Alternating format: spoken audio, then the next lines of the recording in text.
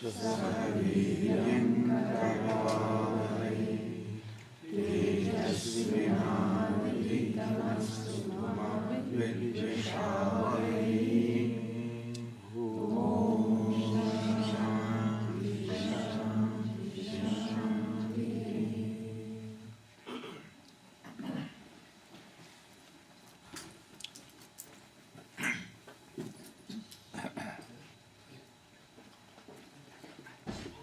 question was asked, what is stress?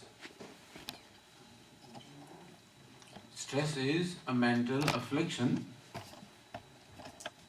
such as anxiety, nervousness, fear,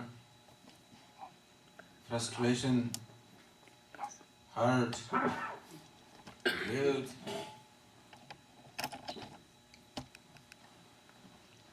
Any of these emotions or impulses,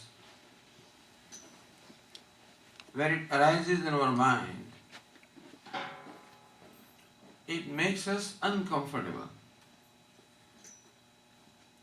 It makes the mind agitated.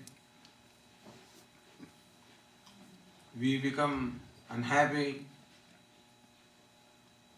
So this kind of affliction, which make us unhappy, with either the situation around ourselves or make us unhappy with our own self, that is what we call stress. Those things which cause stress are called stressors. So there are certain things that cause stresses.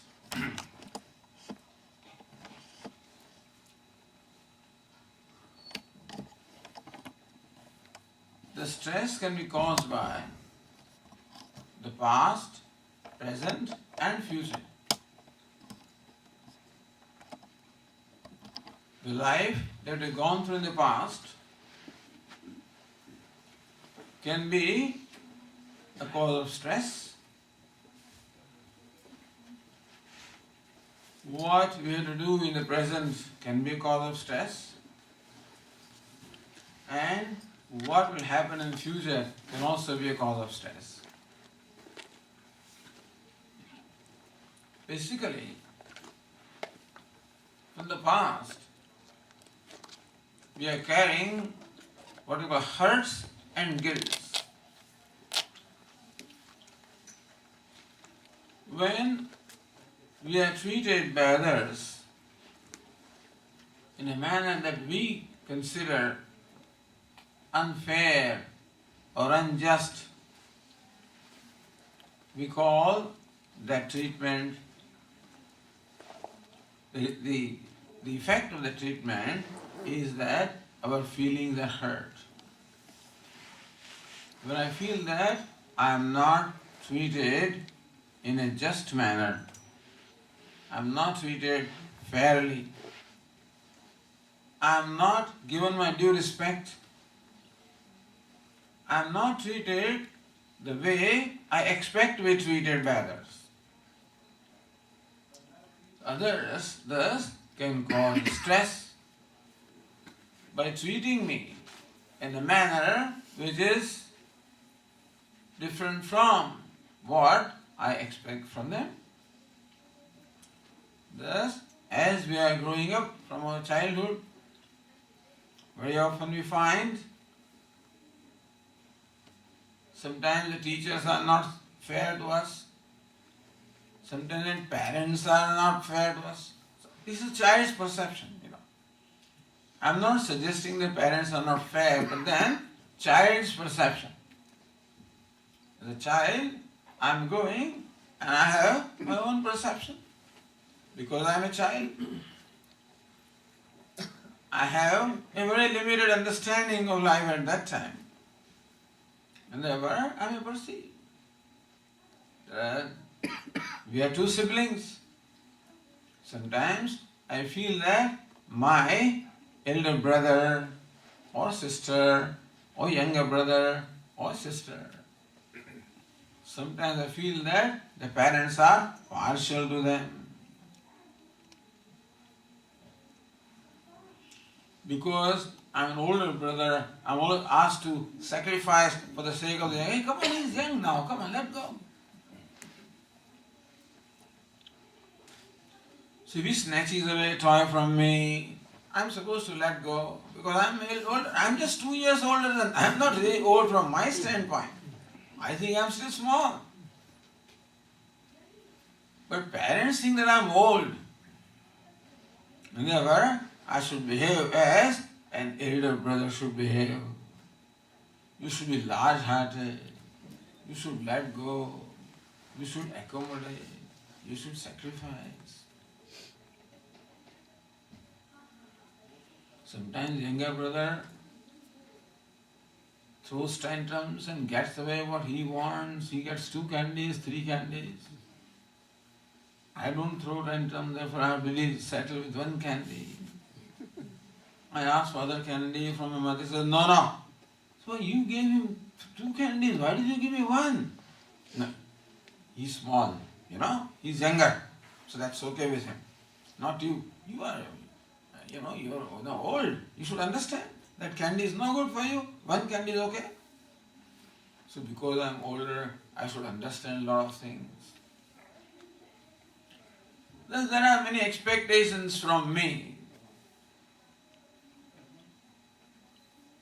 And when I do not fulfill those expectations, then I am treated in a manner that hurts me.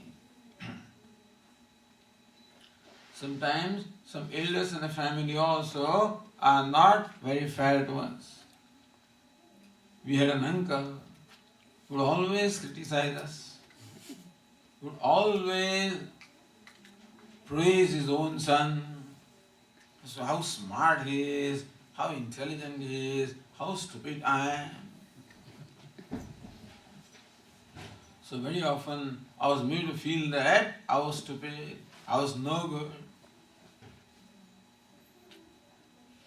So these kind of things have left hurt in me. Sometimes a parent can be, father can be an angry person. His own problems, but not knowing how to deal with his problems. I'm imagining, don't say that I went through this situation, but I'm imagining children going through this situation.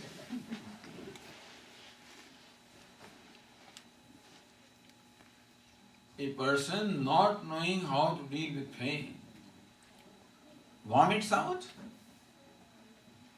and you happen to be there. And therefore, very often children are treated in a manner which is very unfair to them from their standpoint. Why should my father get angry because I behave in a certain way? What's wrong with what I see nothing wrong with the way I behave, and he sees something wrong with me. The grades are not good. But I secured second rank, why not first rank? I got 85% points, why not 90% points? I could never make them happy.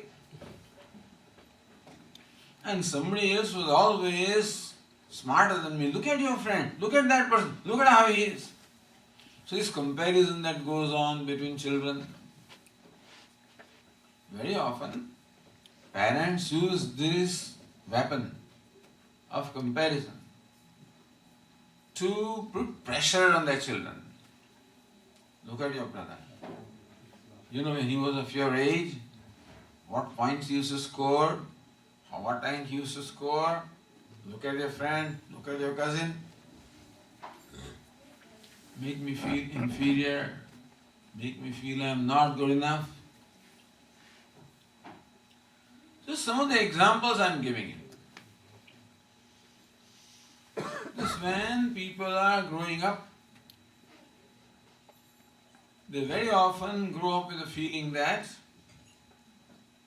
they have been treated in a cruel manner sometimes, in an unfair manner, in an unjust manner, unkind manner. And As parents, we know how sometimes we are not very fair to our children. Parents are human beings after all. They have their own situation, own problems. Sometimes children become a nuisance. They want to go to a movie, I want to go with them. But they know that if they take me, then perhaps I may not be, I may be restless and I may not let them watch the movie peacefully. So, they'll put me someplace, my friend's place, etc. and go. Sometimes they make promises and don't fulfill. May have that toy, just to avoid any arguments, says, I'll get the toy for you, and then they forget conveniently. So promises are not fulfilled. Sometimes I am avoided. Sometimes I become a burden to them. All of these things are in fact creating impressions in the mind of a growing child or a growing person. And many other experiences we go through. Sometimes we are bullied at the school. Some we are bullied in our neighborhood. Sometimes teachers may not be very fair. Teachers may not be very kind. All kinds of things happen. And therefore, it is quite possible that I may be carrying many hurts from the past. Many people grow with a lot of resentment. Resentment for father, resentment for mother, resentment for uncle, resentment for this, resentment for that person. And therefore, there is anger and resentment in my mind on account of the hurts that have been caused to me by my perception, understand. Somebody may not have intended to hurt me, but I am a child, I have my own perception. And I interpret that behavior as unfair, as unjust, as unkind, as cruel. It's my perception. And thus carrying a lot of hurt from the past. This is one cause of stress. Hurt is a cause of stress. Whenever I think of the people in the past, that arises in me a resentment and anger towards them. The resentment is a stress, anger is a stress. Thus, my past can become a cause of stress. In fact, for everybody, the past is a cause of stress in one degree or the other. Some people are more fortunate than others. If they have a very good family atmosphere, parents are mature, parents are loving, child feel being loved, then grows up in a healthy manner.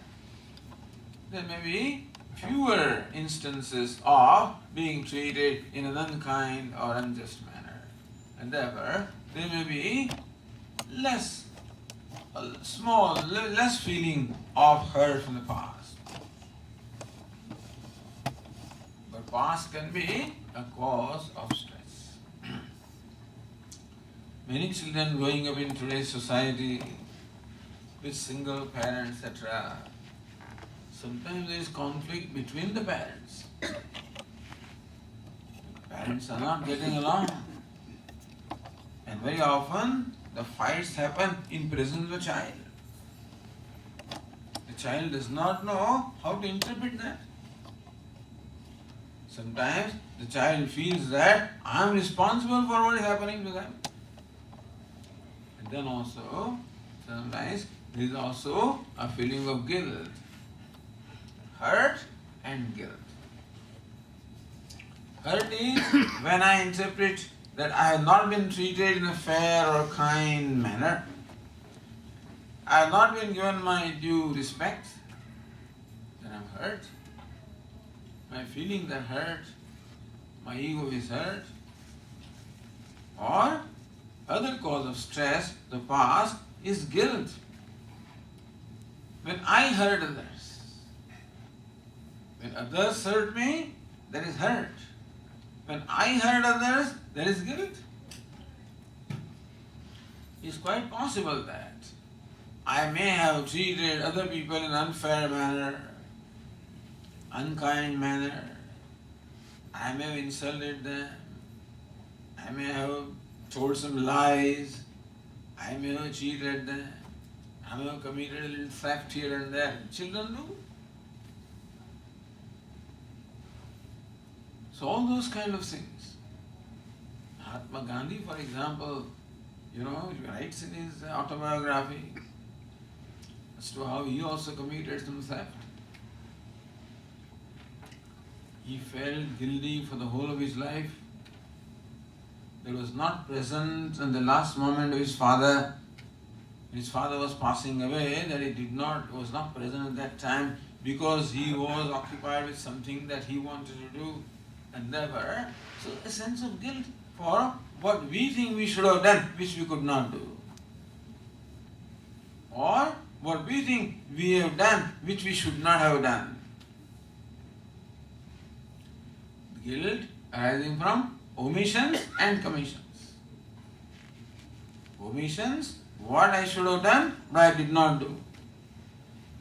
Commissions, what I should not have done, and I did.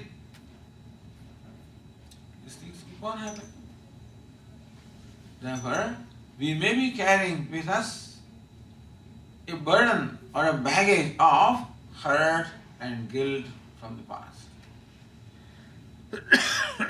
This is, and the past influences the present.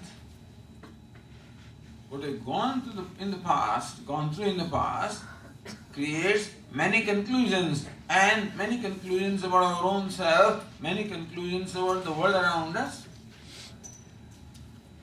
You have always been told that I'm no good, I'm not. Then I may grow up with a feeling that I'm no good, I'm inadequate. I may not have a great self-esteem. I may not have great self-confidence because this is what I have been told. This lack of self-esteem also is a cause of stress. Lack of self-confidence also is a cause of stress. This also are the various complexes that I may have been carrying from the past.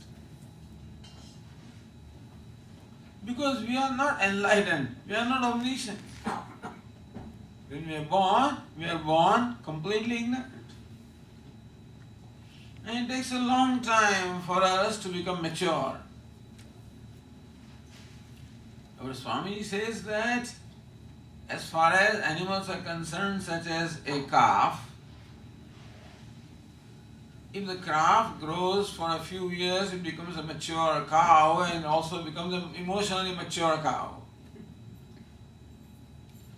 But a human being may grow as far as the physical growth is concerned, but emotionally I may not have grown.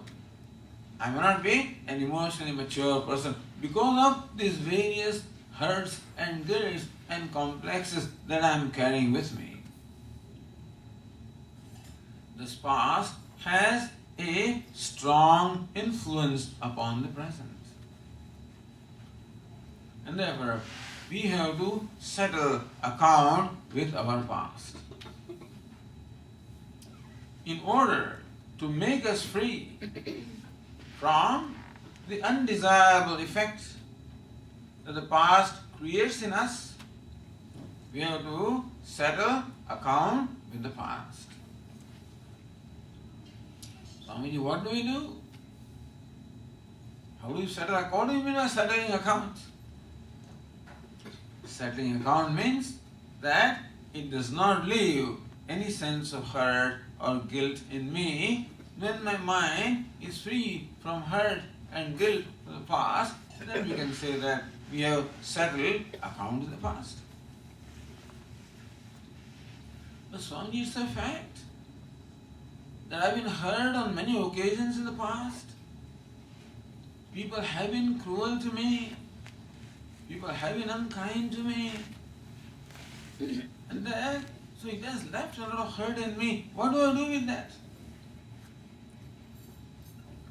In Vedanta, that is a very beautiful expression. It's called Pratipaksha Bhavana.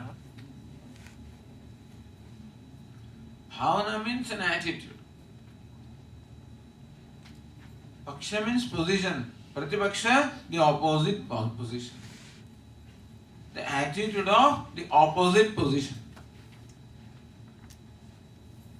Meaning that I deliberately ask my mind to take an opposite position.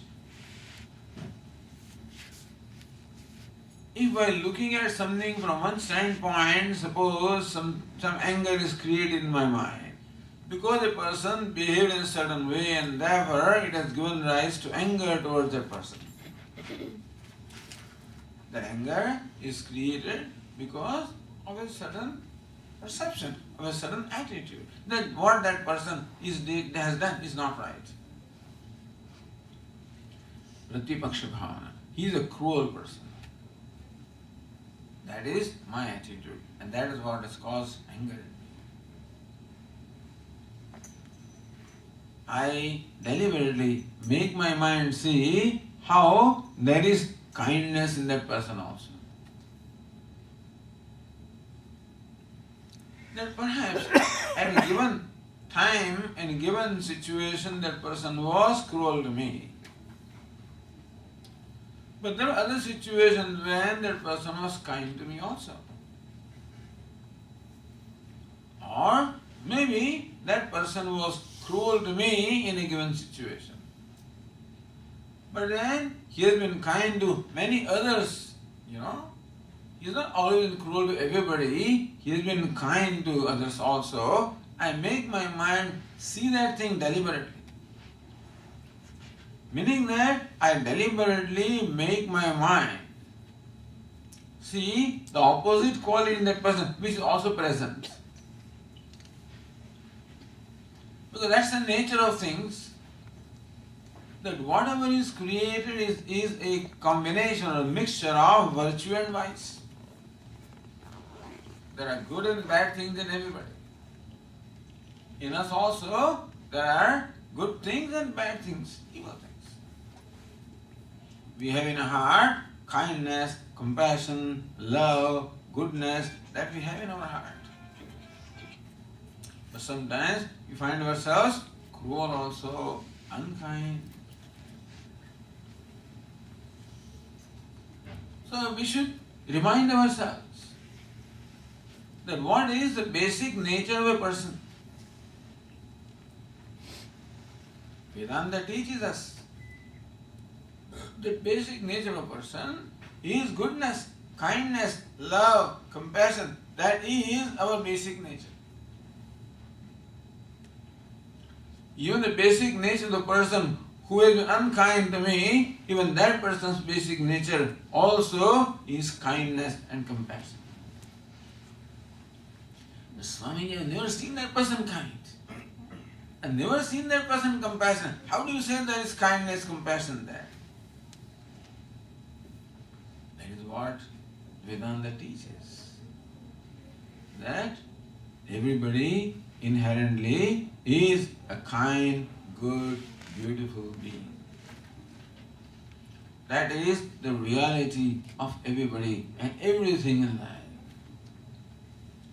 That's the beauty of this teaching. It says, Sarvam Khalvidam Brahma. All this is indeed Brahma. All this is indeed Ishvara. All this is indeed good. All this is indeed truth. All this is indeed fairness. So truth, fairness, goodness is the nature of everybody and everything. But then what about, Swami, the cruelty that we see everywhere? That is not inherent, it is incidental. Inherent and incidental. What is it, Swamiji? What is inherent and what is incidental? Let me give you an example. In the temple, at your home also, you must have sandalwood, a piece of sandalwood. We know very well that sandalwood is fragrant by nature. But we also know that the sandalwood is left in water for a few days. Then its outer surface gets rotted and that piece of sandalwood starts stinking. So we may think that this is a stinking piece of wood and we may be inclined to throw it away. The person who knows the nature of sandalwood knows that even though this piece of sandalwood is stinking, in reality it is fragrant. That the stink is only confined to the surface, and therefore when that piece of sandalwood is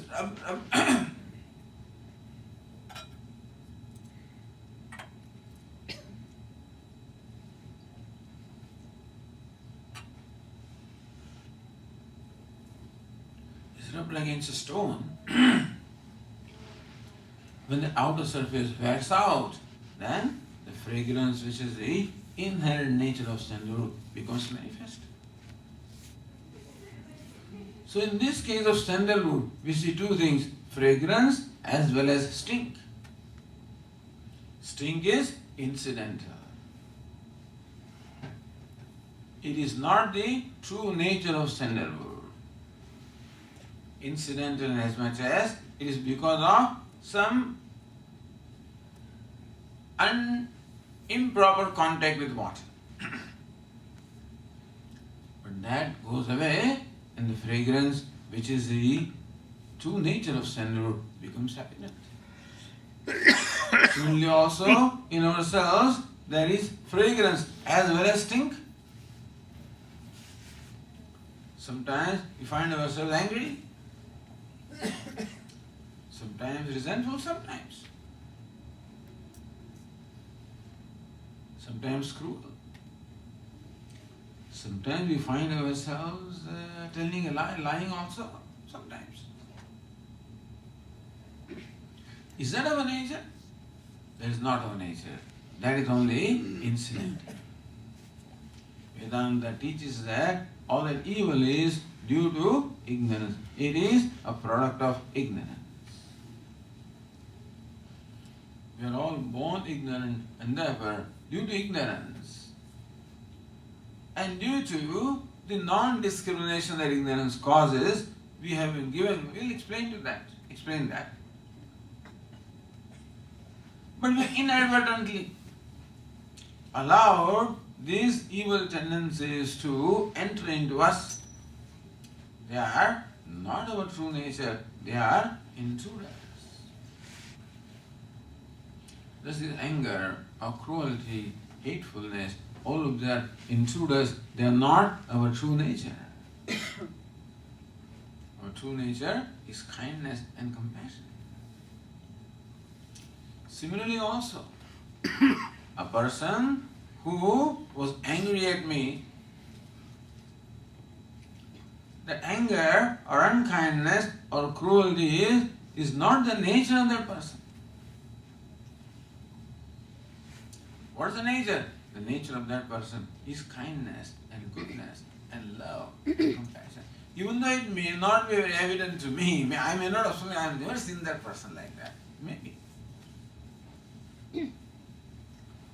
But we know that every person becomes loving when some loving object comes to that person. If nothing else, if his pet comes, he becomes very kind, very loving person. Little child comes, he becomes very loving. If cruelty was the nature, then love would never come.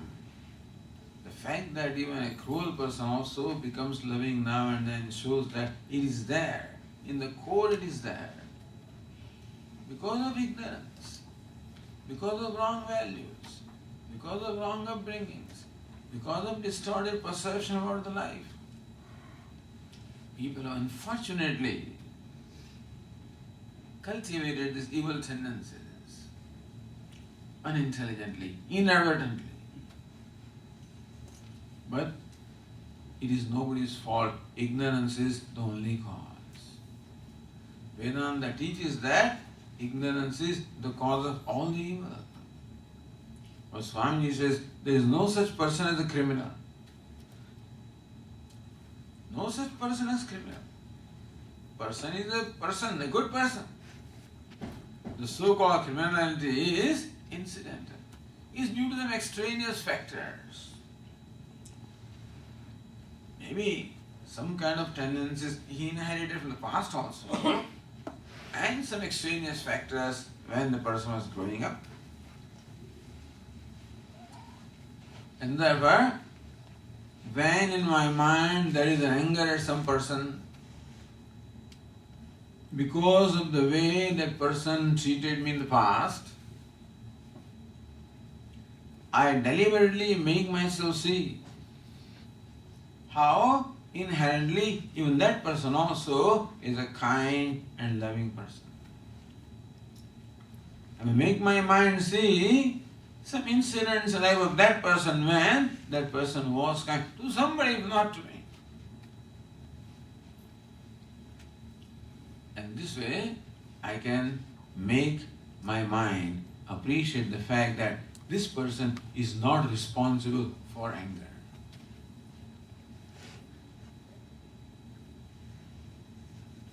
Our Swamiji says, to give advice to somebody, don't get angry, is a wrong advice. Because nobody gets angry. He used to conduct these experiments before his audience. He will tell, come on, get angry. Please get angry. Try. Clench your fist, your teeth. You can try however you want. You can perhaps make expressions of an angry person if you are a good actor. But you cannot get angry. Then, how come we find ourselves angry now and then? Because anger gets us. We don't get angry, we don't get anger. Anger gets us. Meaning that we are helpless when we get angry.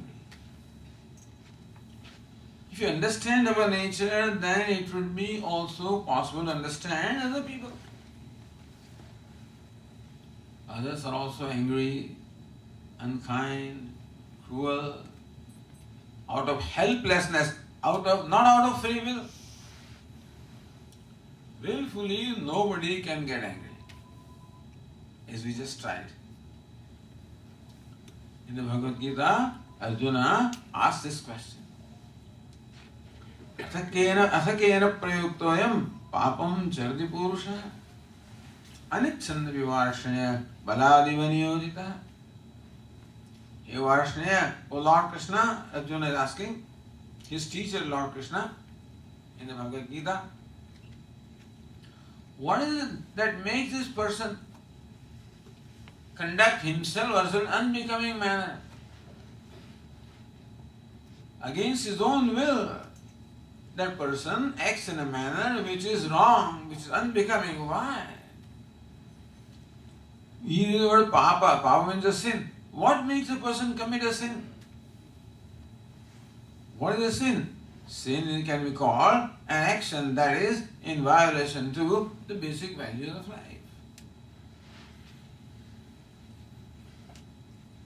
What makes me tell a lie? What makes me cheat another person? What makes me commit a theft?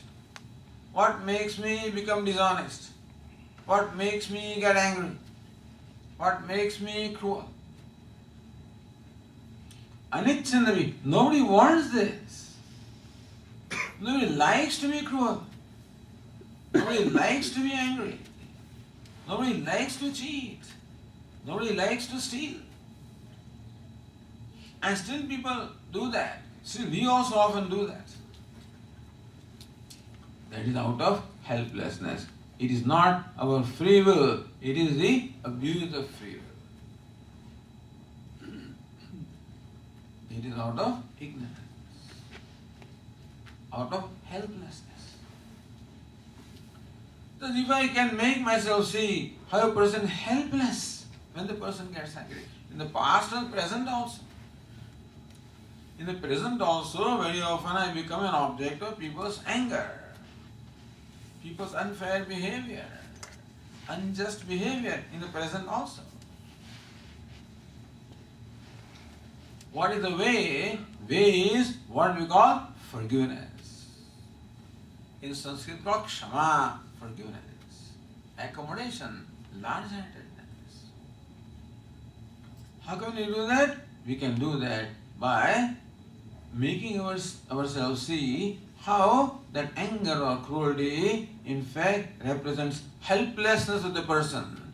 Even though outwardly the person may appear to be very aggressive, inwardly the person is helpless, person is in pain. Only a person in pain can cause pain to someone else. A happy person can never cause pain to others. We need not look at other people, look at our own self. When we are happy, we are always generous, kind, loving, is it not so? When do we get angry? When we are in pain ourselves. When we are hurt, when we are in pain, is then that we become angry. We hurt others. So a person who hurts others is also a person who is hurt himself or herself. And therefore, that anger shows helplessness. Not knowing how to manage the pain within the self. The person brings out the pain which becomes hurtful to others. To explain this, I tell this experience that happened to this friend of mine. This person was traveling from California to New York to JFK. This many years ago. Long flight, 5.5 hours, long flight. Sometimes the weather also is not very conducive, the flight gets bumpy here and there, and sometimes it can upset your stomach. If you had a good lunch, in the aeroplane, and that can come up if the ride is bumpy. And particularly when the plane is landing, everything comes up. So this one person, poor fellow, had this problem with his stomach. Long flight, and when the flight landed at JFK, that's it. He was about to vomit. The aircraft stopped. Everybody rose from their seat. They all occupied the aisle, pulling out the baggage from the upper racks. And everybody knows that it's going to take 10 minutes before they can go out, but they get up right away. They say that you should occupy your seat and not unfasten the belt until the captain gives up. But everybody unfastens the belt, gets up, pulls out the baggage, and blocks everybody else. I also got up. And I'm standing in the aisle being pushed from back. And this friend of mine was describing. And all of a sudden what happened is, the fellow who was standing behind, he vomited. And he vomited on him because what else can you do? He can't go this way or that way. He was trying to hold the thing as much as he could, but then he could not hold it further. It just came out. And this friend of mine happened to be there. What can you do there? Can you slap him? You know that poor fellow is in pain. He doesn't, a lot of discomfort in his stomach. Doesn't know what to do. So it comes out. So how you sympathize with that person? Even though you are in pain, it took 2.5 hours for this person from JFK to New Jersey who was living in that situation. with all this stuff on his shirt and his clothes. Very painful.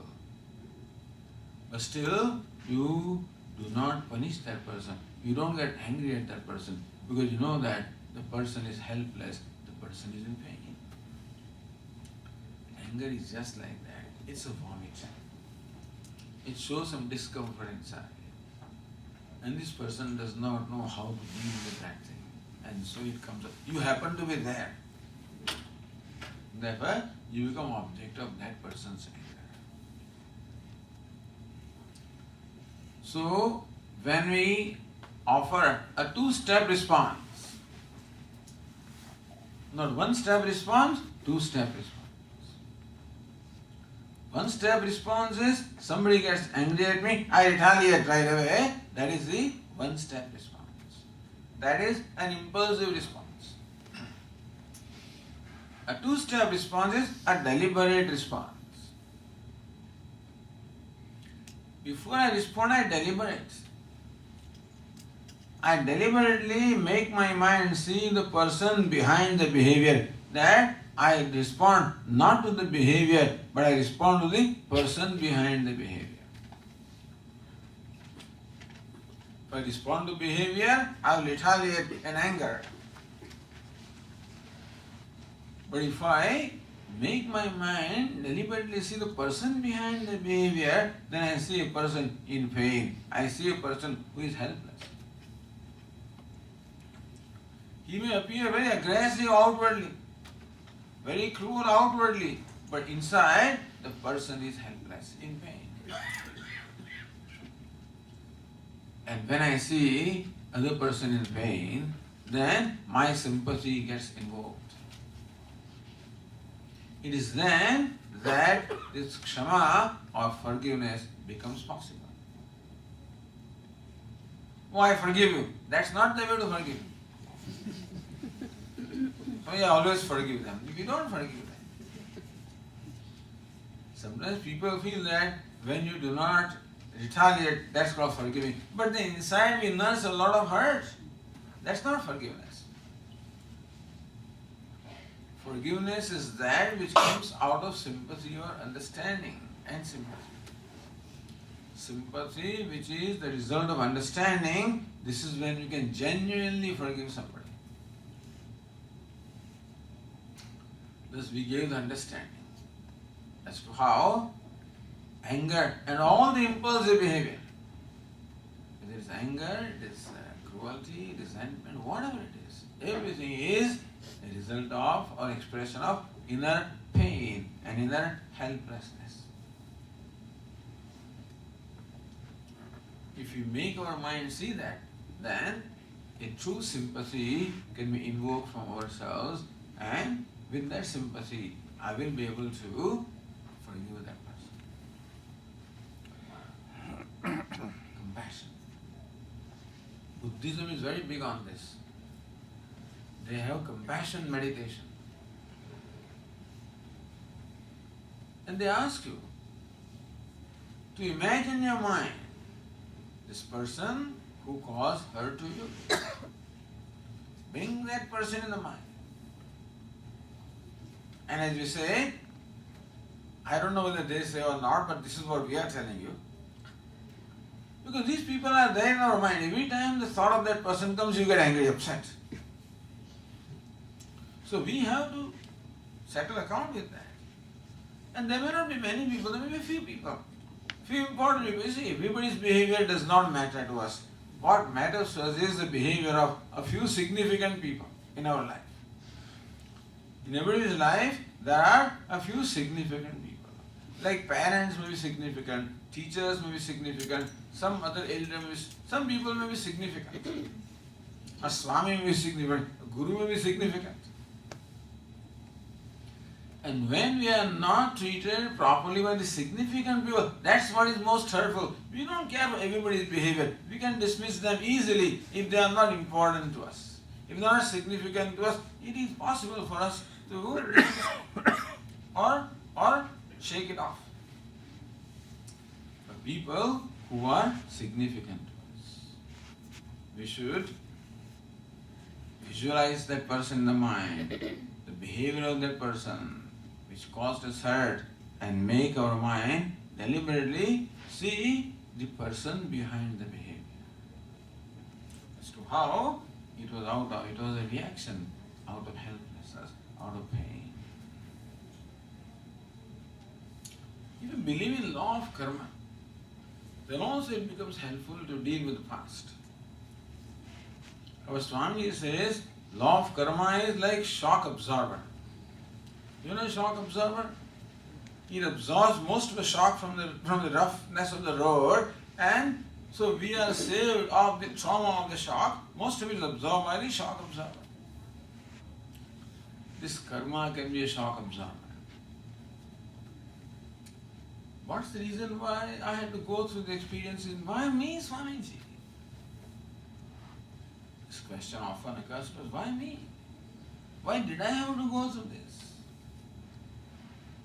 In India there is a karma, your karma, meaning your past actions, which is a cruel way of saying, it's like pouring, salt on the wound.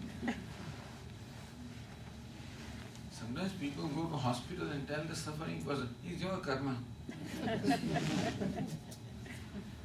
That's not what I mean, that's very cruel. But it is for our own self to see how whatever happens, what is the law of karma? Law of karma is law of cause and effect. An effect cannot be without the cause. So whatever is happening in the present must be the result of something that was caused in the past. The science also explains that no event can happen without a cause. Whole science is based on this cause and effect relationship. That we observe the effect and try to infer the cause. An apple fell down from the tree, that is an event. It cannot happen without the cause. And therefore, Newton came to his understanding that there is this gravity which pulls everything towards itself. That's how various laws are discovered. The inference is arrived by the effect, by the relation of cause and effect. So law of karma also is a law of cause and effect. It's a moral law. These are all physical laws, laws of the physical phenomena. Whereas the laws governing the events in our life is the law of karma, you can call it the moral law. So whatever happens to us in the present must have its cause in the past. We do not know what that cause is. But Swami, what have I done? I haven't done anything to deserve this. We don't know. We have very limited knowledge.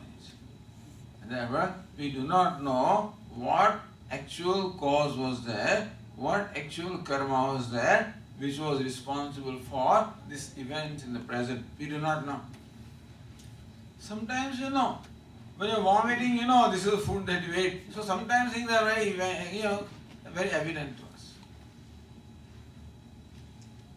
But most of the time they are not.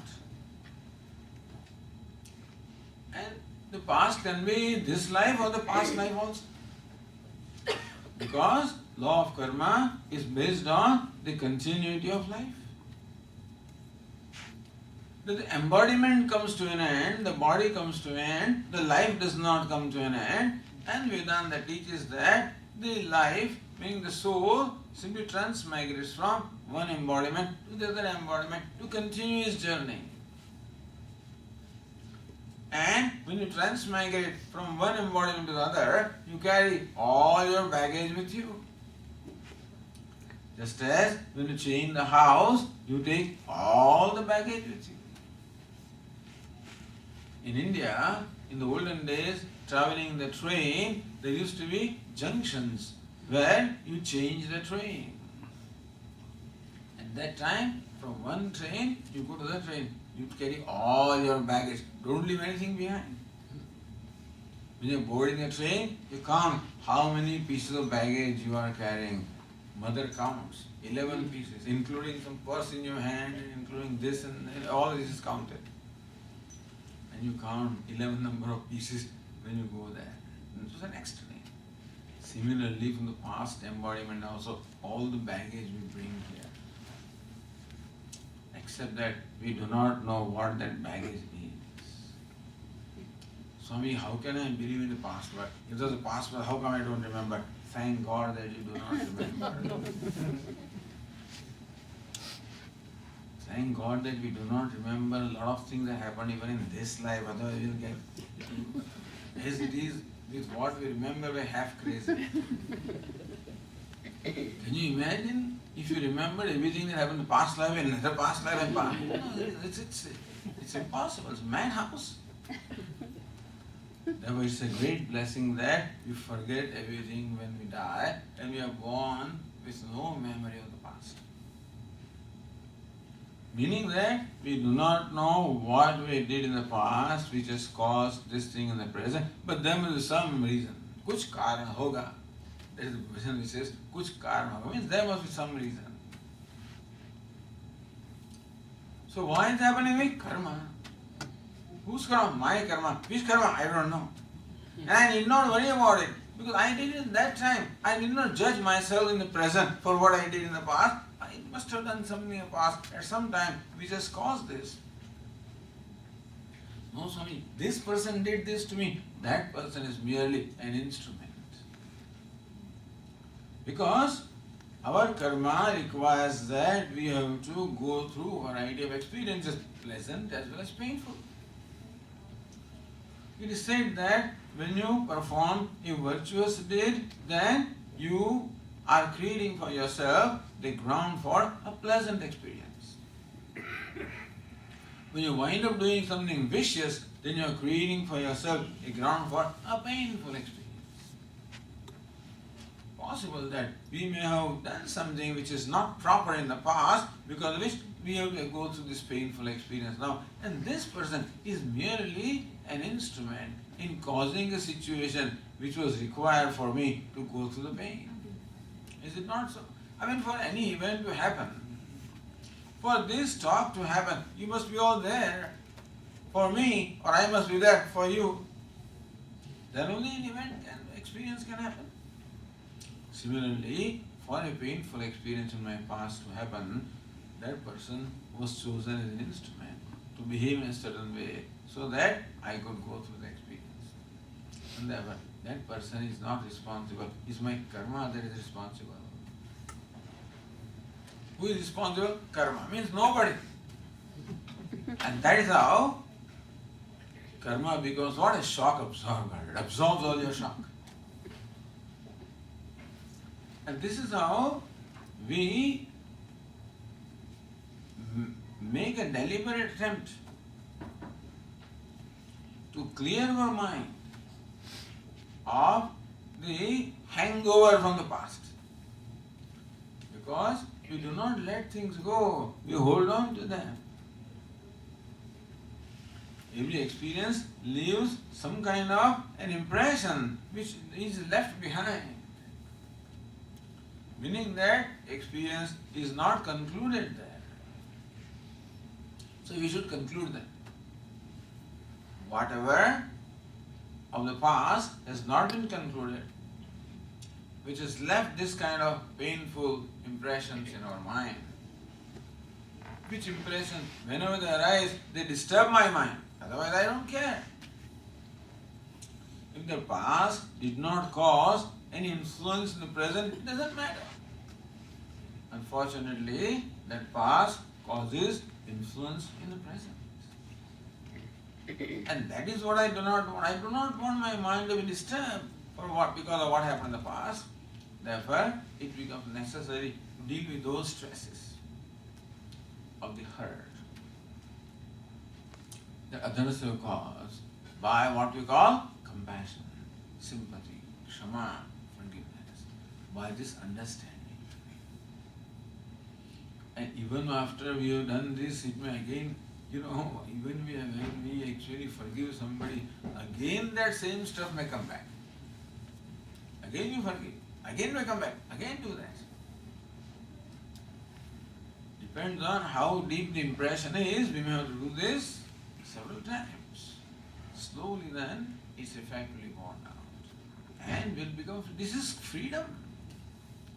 What else is, we are free by nature, that's what Vedanta teaches us. What is bondage? This is bondage.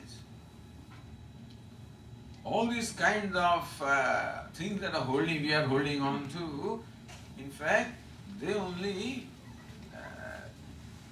make us disabled sometimes. And never letting them go. So let go of the past in this manner. This is forgetting, you can't forget. Forgive and forget. Now it's easier said than done. But forgiving can be done in this manner. Then slowly, even if you don't forget, it doesn't matter. As long as that person's thought does not cause any disturbance in my mind, doesn't matter, I don't have to forget. And it's not for me to forget anyway. Forget it. How can you forget? It just comes in my mind. I don't deliberately do things, it just the thought comes. Understand that we don't deliberately think, thoughts just occur in our mind. There is also karma. If you want to know why thoughts occur. So when there is a forget, how can you forget? When the bereavement happens, don't remember. No, you can't say don't remember because memory comes. What to do when the memory comes, that is important. What to do when the thought comes, that is important. So past hurt, a big stressor. And guilt, opposite of it, what I did to others. Meaning that in the past, whenever I may have behaved in an unfair manner, it happens. Whenever we act out of anger, we get angry. And whenever we respond out of anger, that behavior or our action is going to hurt somebody. We may say something which is hurtful. We may do something that is hurtful. We may think something that is hurtful. We can cause hurt to others by our actions, physical actions. We can cause hurt by our words. We can cause hurt by our thoughts also, which we may have done in the past. Because just as people are unfair to us, we may be unfair to others, to my younger sister, to my siblings, to people who are weaker than me. I am weaker than others, other people are weaker than me. I may have treated them unfairly. And that also may have left impressions in my mind. If they have not left, don't worry about it. We don't have to pull out the impressions, but if they are there, then that guilt also causes a stress. Makes me uneasy right now. So guilt also must be treated. What is guilt? Guilt is when I did something which in my perception is not right. Then what do I do? What I did to others, I do to myself, meaning that I forgive myself. We are not forgiving ourselves, we are very hard with ourselves. We are very demanding of ourselves. How can I do that? Just as when I ask, how can he do that? How can she do that? But more than that, we tell ourselves, how can I do this?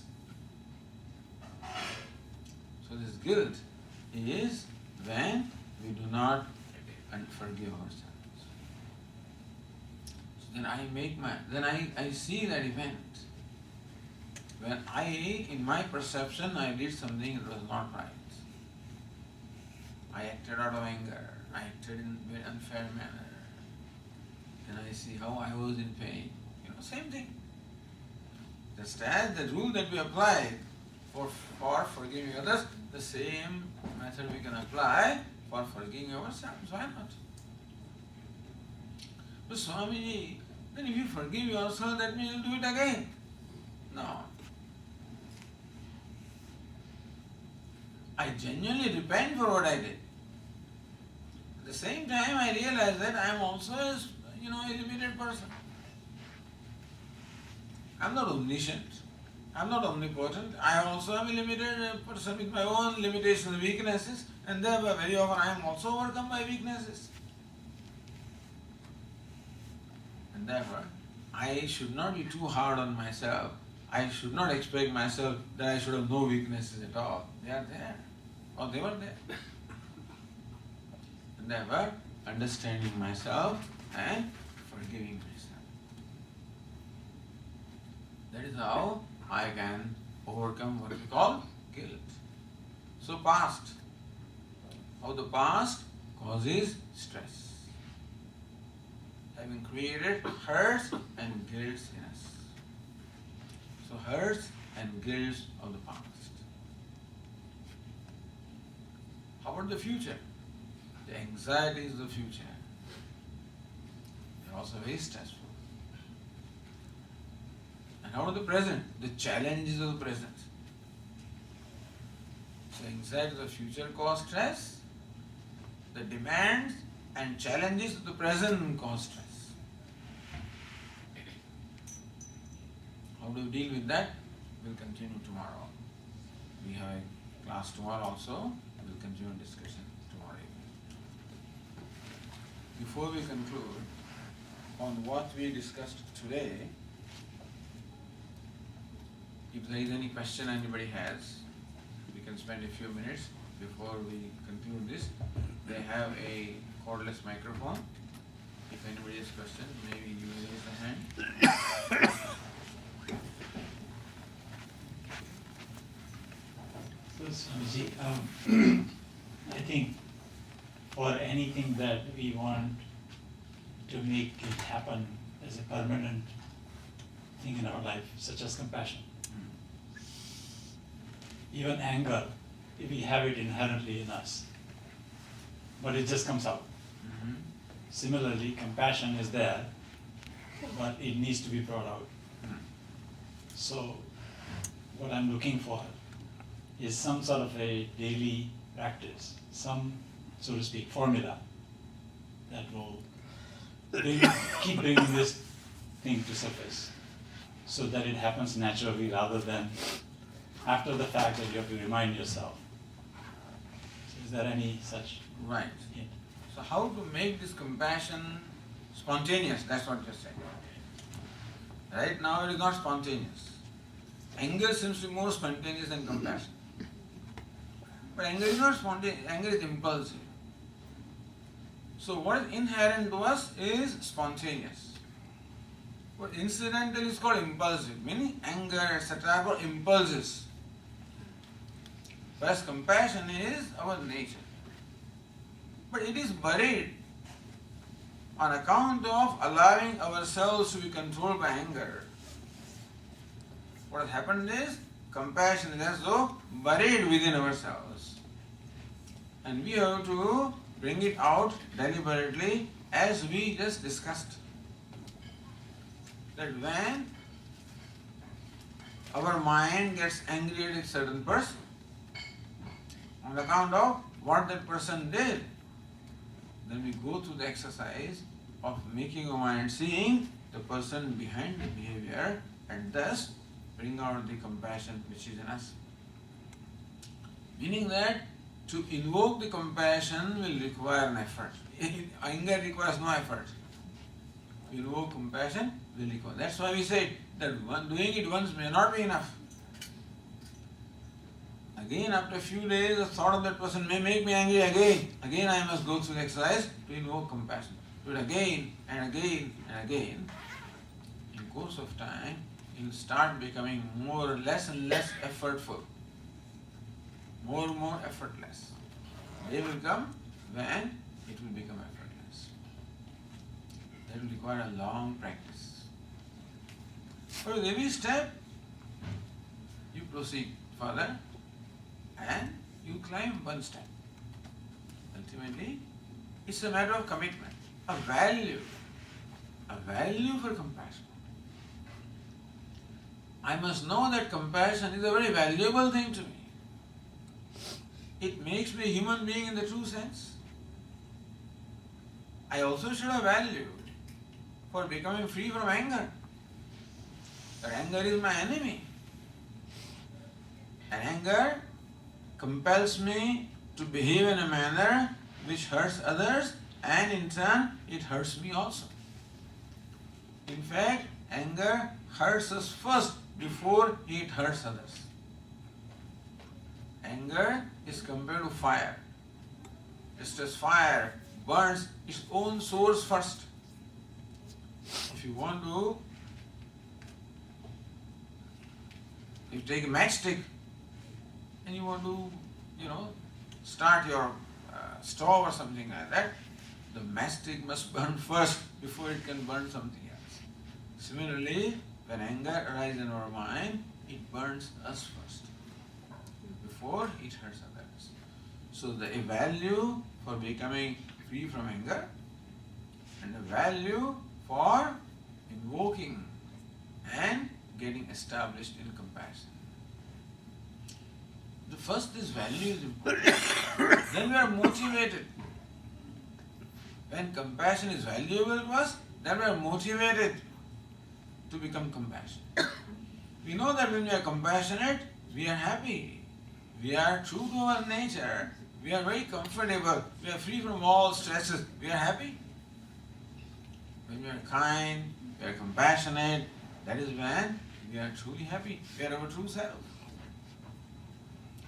And therefore, a value for that will enable us to practice it again and again and again. There.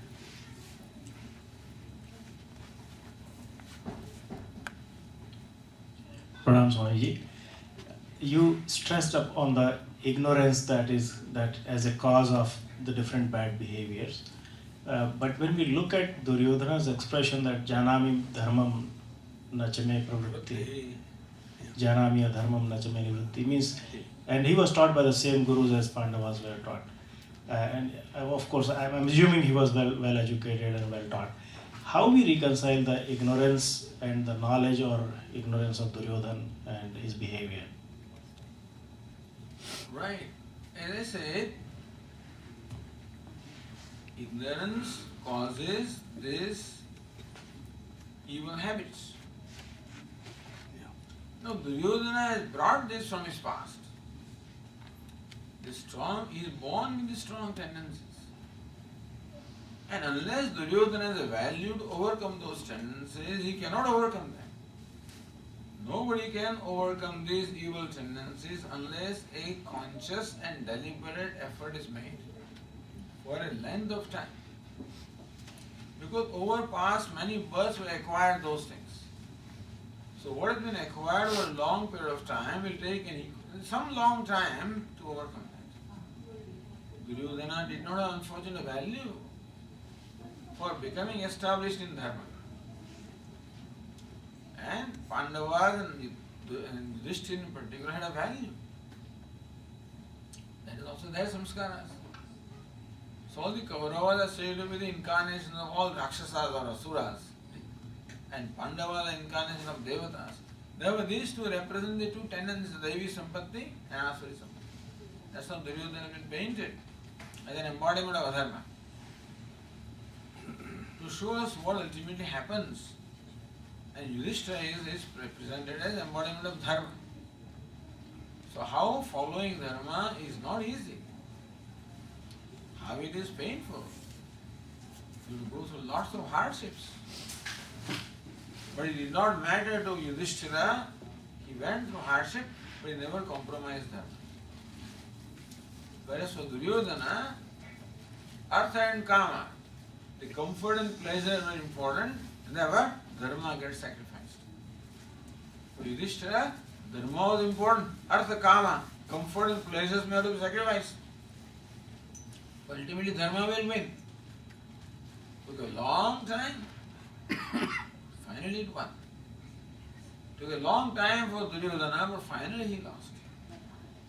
That also is a matter of faith. Satyameva jayate namrutam. The truth alone wins. Falsehood does not win. In the long run, one must have faith in that, and patience, and perseverance, and conscious effort. That's what we require in any field. But particularly in this field of our inner growth, we particularly require to be more deliberate, conscious and effortful. You know that any siddhi or any success or any accomplishment requires effort. This accomplishment requires a greater effort. But it is very rewarding. Every small step you make, it gives reward right away. So this is a very rewarding effort. Even once you can show compassion to that person, you feel good about yourself. In your own eyes you are worthy. It's rewarding. And so ignorance is a cause. So Duryodhana also is not responsible for karma, and ignorance is responsible. You must say. But it becomes Duryodhana's responsibility to extricate himself from that ignorance, which effort he did not make, because his temptations were too much. His temptation for power was too strong. Resentment and jealousy for Pandavas were too strong. And so, in spite of being advised by wise people, he was not able to overcome that. Like Ravana could never overcome. He was also advised a number of times by many people. So temptation overrules even knowledge. Temptation overrules your knowledge. Yes, yes.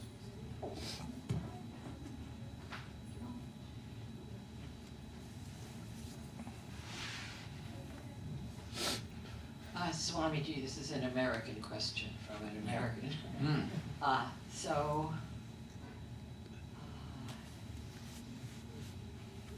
This is a question of, this isn't a very individualistic society, and we're used to getting what we need.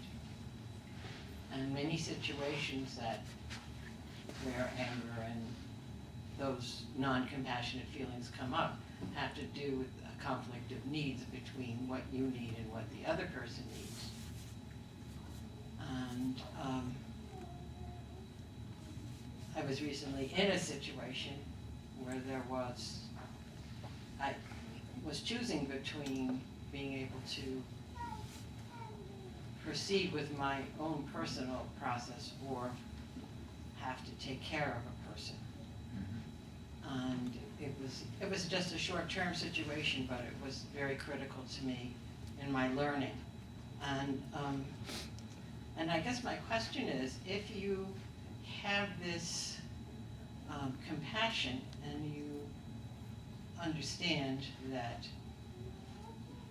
this was out of pain, which I did understand, does that mean that you will then more and more give up your own needs in the situation and not ask for, or not proceed? In my case, I sort of distanced myself from the person so that I could proceed with what I needed to do, what I felt I needed to do. But yet, it seems to me that the yogic example is of a person who, little by little, has fewer and fewer needs and doesn't express needs and doesn't go after fulfilling needs. So is that part of the process too?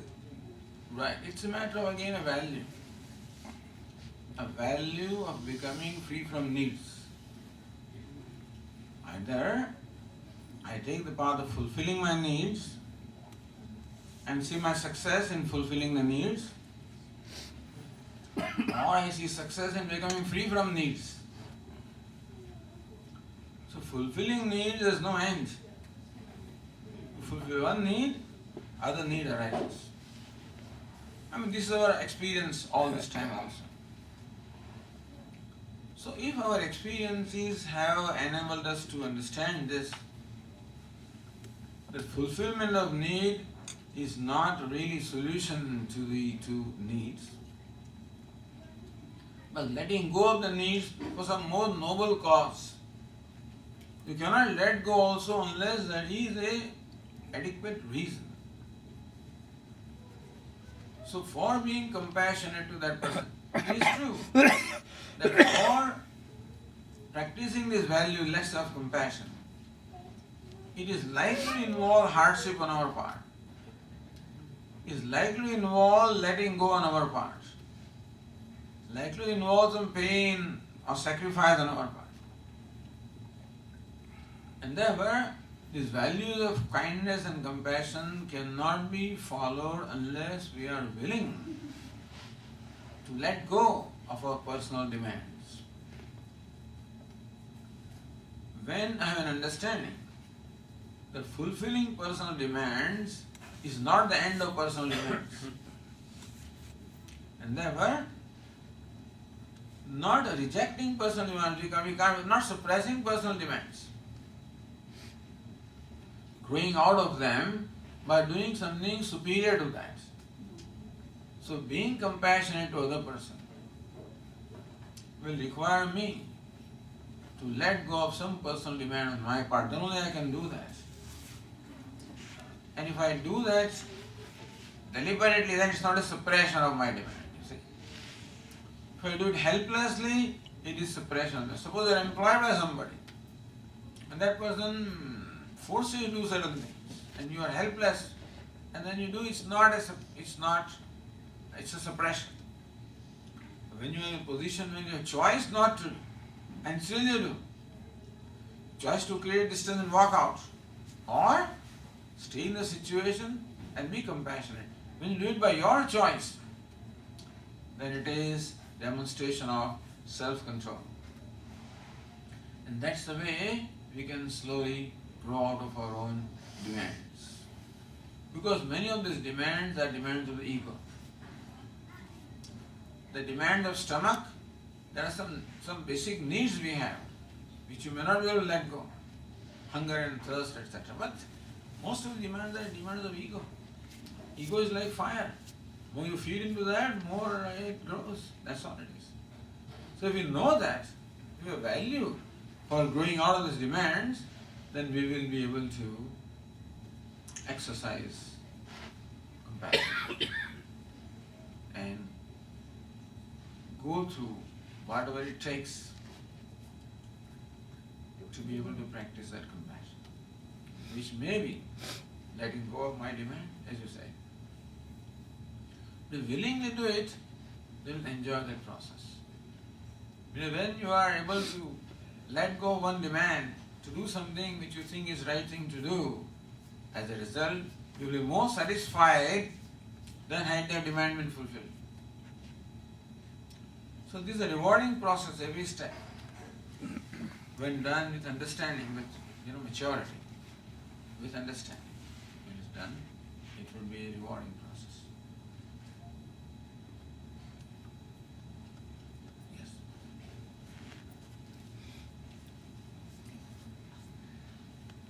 Swamiji, can you comment on the role of meditation?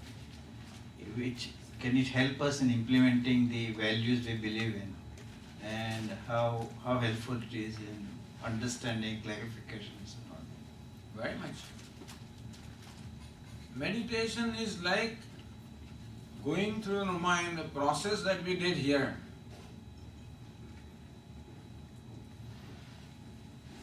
And therefore, whenever the mind gets disturbed, we can use that occasion for meditation. Ask ourselves, why does the mind get disturbed? Is it hurt? Is it guilt? It is this? Understand the cause of it. Vidyapeeth bhavana. And go through that process. That will be nice meditation.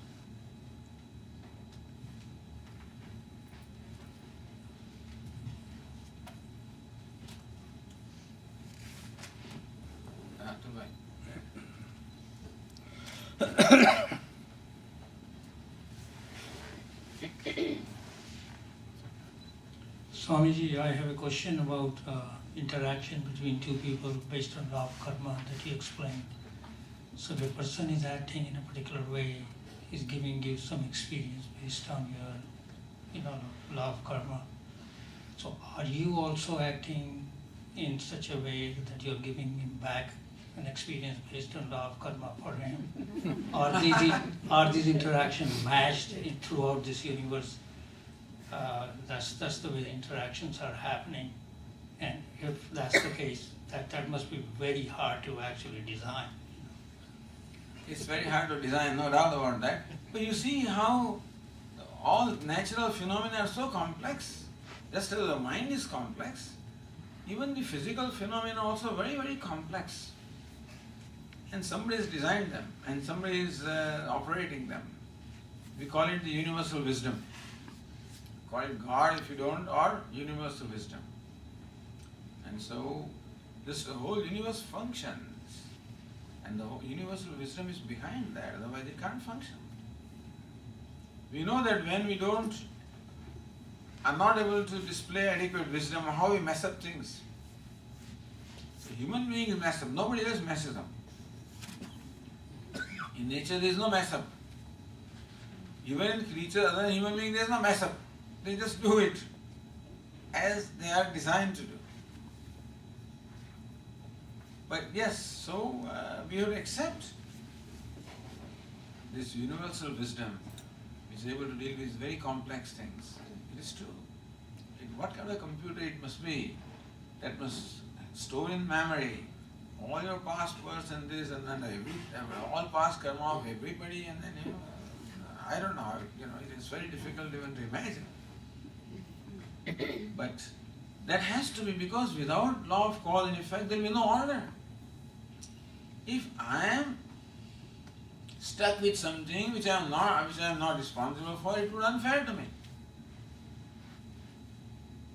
And if I am deprived of some good thing that I did, that also be unfair to me. And there is fairness. No, that's a matter of faith. There is fairness in the universe, not unfairness. Even the unfairness appears superficially, but behind there is fairness. As far as the universe is concerned, it may take a long time to respond. We may feel that, Swami, where is the fairness here? All dishonest people are going ahead and stuff like that. It may look to us like that in a short term.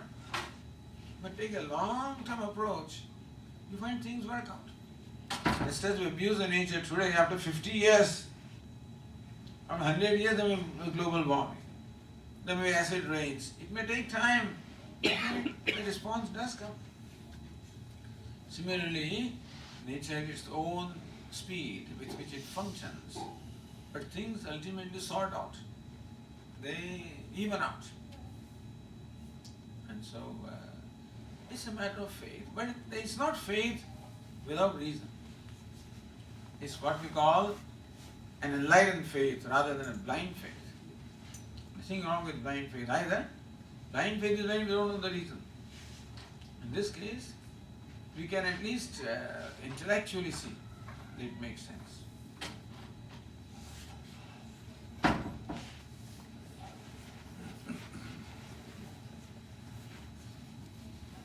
Pranam Swamiji. By being loving and kind or compassionate and helpful, we do create good karmas. And the reward for that good karmas will come some point in time in the future.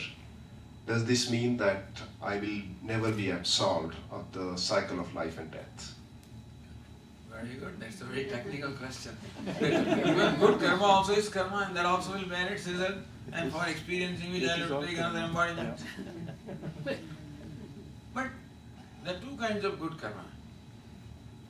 One karma is that which produces a result in terms of its effect, in terms of creating events. Another kind of good karma that nullifies the bad karma. So this thing done out of compassion is what we call selfless action. You say when you act out of compassion, there is no selfishness in there, understand? So what is meant by selfless action is an action which is done out of compassion, out of kindness, out of concern for others.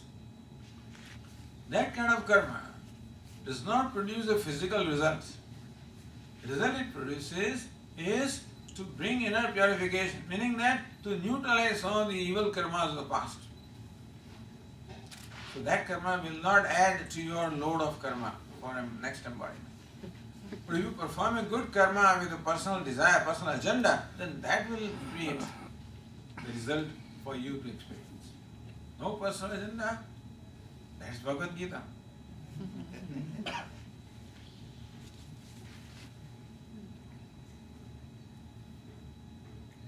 Good, that was very beautiful, and really happy to have this response from you, and we'll hope to see you tomorrow. With a prayer, we'll conclude this. Just a little announcement that there are some books on display by Swamiji and Swami ViditAtmananda Saraswati perhaps. So you might want to browse through to see if you like some literature to consider. Om Purnamada Purnamidam Purnat Purnamudachyate Purnasya Purnamadaya Purnameva Vasishyate. Om Shanti Shanti Shanti. Hari Om Shri Guru Namaha. Hari Om.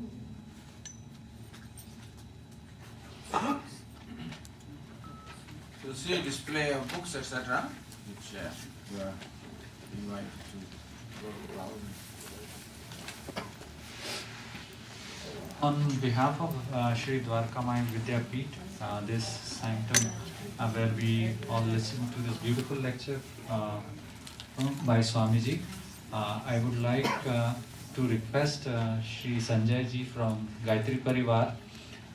They have given a lot of blessings to this place.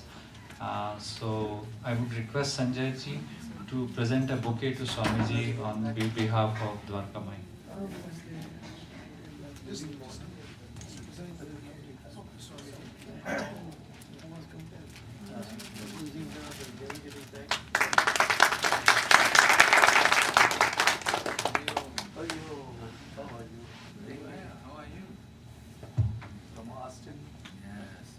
I will request all of you that we have prasad, so please don't go without having prasad.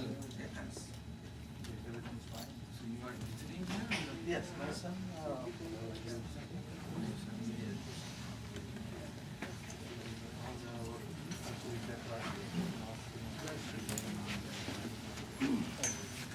Tomorrow is continuation.